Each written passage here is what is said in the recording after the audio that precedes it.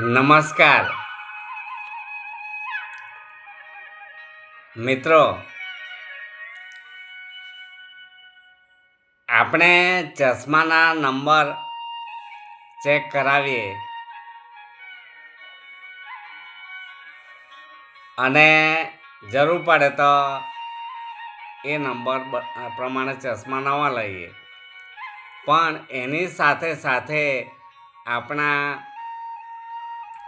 આપણો જે દૃષ્ટિકોણનો નંબર પણ ચેક કરાવીને બદલવો પડે. એમાં એક મારા મિત્ર હતા. એ મિત્ર મનોજ વર્ષો પછી મળ્યા એટલે વાતો કરી, પણ એની વાતોમાં નેગેટિવ વાતો ભરાયેલી હતી. એટલે મને સમજાયું કે એ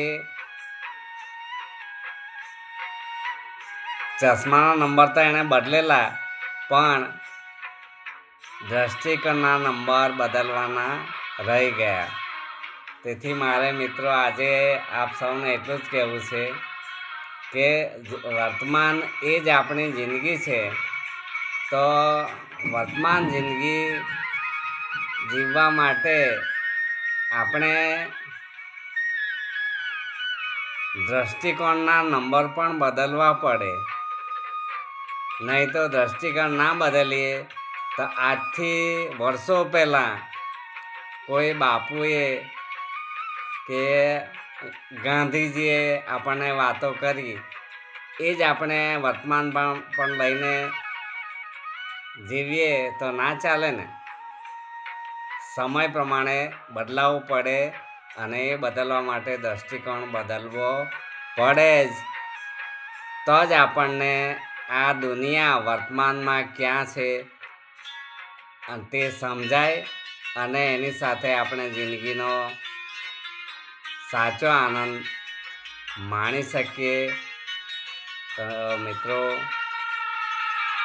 ચશ્માના નંબર બદલીએ એની સાથે સાથે દૃષ્ટિકોણના નંબર પણ સમયની સાથે બદલતા રહેવાનું, એવી મારી સમજણ છે.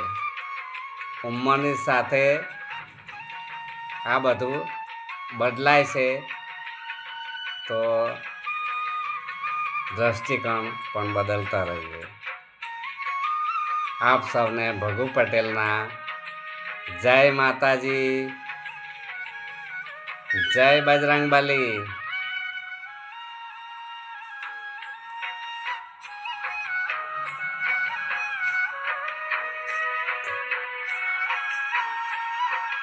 વર્તમાન એ જ જિંદગી છે. તો દૃષ્ટિકોણ બદલીએ તો જ વર્તમાન દેખાશે ને ભાઈ.